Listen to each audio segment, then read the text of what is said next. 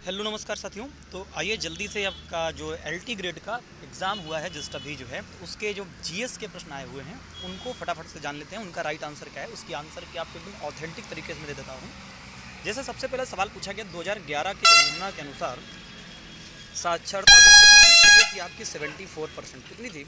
74% साक्षरता थी। ठीक है। फिर पूछा है भारत की संविधान की प्रस्तावना में समाजवादी धर्मनिरपेक्ष, तो आप सभी जानते हैं 42वें संविधान संशोधन के द्वारा जोड़ा गया था। जलवायु स्मार्ट कृषि का मुख्य लक्ष्य क्या है? तो आप कहेंगे उत्पादकता बढ़ाना और हरित गृह प्रभाव को कम करना कुल मिलाकर के। फिर पूछा हमसे हाल ही में किस राज्य सरकार ने ग्राम पंचायत स्तर पर अपशिष्ट प्रबंधन को बढ़ाने के लिए ग्रामीण स्वच्छता नीति आरएसपी प्रारंभ की? तो आंसर है राजस्थान ने। भारतीय अर्थव्यवस्था की विशेषता क्या है? तो भारतीय अर्थव्यवस्था अगर इनमें सब में देखेंगे तो कृषिगत या फिर कृषि आधारित अर्थव्यवस्था है। ईस्ट इंडिया कंपनी की कार्य प्रणाली पर संसदीय नियंत्रण किस सेट से प्रारंभ हुआ था? तो इसका आंसर या तो 1773 है, या फिर अगर आप देखेंगे तो थोड़ा सा जहाँ से संसदीय नियंत्रण शुरू होता है वो 1861 भी हो सकता है। ऑपरेशन फ्लड की बात करते हैं तो ये दुग्ध क्रांति से संबंधित है। निम्न में से कौन सी जो आपकी मतलब योजनाएं हैं वो क्रम से? सबसे पहले आपको पता है मुद्रा योजना, पीएम जनधन योजना आई थी। फिर इसके बाद क्या बोलते हैं, अगर इसी हिसाब से आप सेट करेंगे तो पहले तीसरा सही रहेगा, फिर इसका चौथा, फिर इसका पहला, फिर दूसरा सही रहेगा। ये इसका आंसर है। बाकी आप देख सकते हैं यहाँ पे बहुत आवाज़ वगैरह आ रही होगी।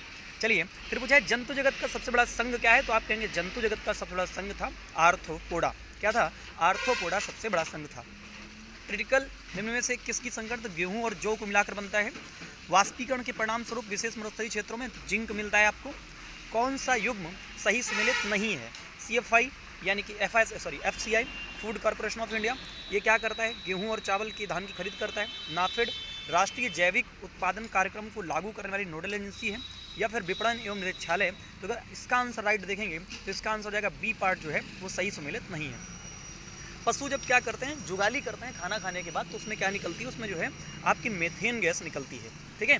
फिर बात करते हैं जीवाश्म ईंधन के बाद भारत की दूसरी कौन सी ऊर्जा उसके पास ज़्यादा? तो हमें पता है जल विद्युत ऊर्जा में हम डिपेंडेंट हैं, मतलब उसी से नदियों से या फिर बांध बना करके जो ऊर्जा पैदा की जाती है वो हो जाएगी। ऑरेंज इकोनॉमी की बात करते हैं तो ये रचनात्मकता और सांस्कृतिक उद्योग से संबंधित इकोनॉमी है। भारत छोड़ो आंदोलन के दौरान पहली समानांतर सरकार कहाँ बनी थी? बलिया में बनी थी, चित्तू पांडे के नेतृत्व में।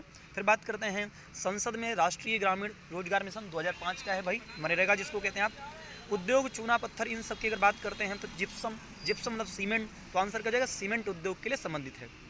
एनाबिनम और एजोला के बीच जो सिम्बायोटिक रिलेशनशिप होता है उसके संबंध में पूछा है। तो क्या ये दोनों बातें रिलेट करती हैं? अगर आप ध्यान से पढ़ेंगे तो एक दूसरे से रिलेट करती हैं, दोनों बातें सही भी हैं। ठीक है। स्पेस लैब क्या है? यानी जहाँ आप भारहीनता का अनुभव करते हैं, यानी गुरुत्वाकर्षण जो होता है आपका शून्य होने लगता है। ठीक है, उसको आप कहते हैं, और एकदम गिरता हुआ चला जाता है नीचे की तरफ, शून्यता का अभाव हो जाता है। व्यक्तिगत सत्याग्रह के पहले सत्याग्रही कौन थे? तो व्यक्तिगत सत्याग्रह के पहले सत्याग्रही विनोबा भावे थे।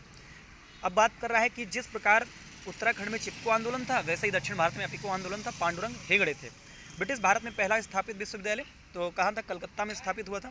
फिर बात करते हैं दंत क्षय के बारे में, तो 5.5 से कम जब होता है तो दंत क्षय शुरू हो जाता है। इसके बारे में पूछा है संयुक्त राष्ट्र आर्थिक और सामाजिक परिषद के संबंध में, तो भारत को सच में क्या 2026 से लेकर 2028 तक का कार्यकाल दिया गया है और भारत को एशिया प्रशांत समूह में चुना गया है। भारत में फिर धार्मिक स्वतंत्रता के बारे में हमसे पूछा अनुच्छेद में, तो 25 से 28 आप सभी जानते हैं। आज़ाद हिंद फौज का समर्थन किसने किया था? वही इंडिया इंडिपेंडेंस लीग जो थी अपनी। देश में कुल प्रयुक्त जल का उच्चतम अनुपात सबसे ज़्यादा कहाँ करते हैं? हम जो है सिंचाई में बहुत खराब कर देते हैं पानी। फिर अंडा देने वाली मुर्गी कौन सी? तो लेगहार्न है, जो बहुत ज़्यादा अंडे का उत्पादन होता है जिससे। फिर हमसे पूछा है कि इनमें से कौन सा भारतीय संविधान का अभिरक्षक है?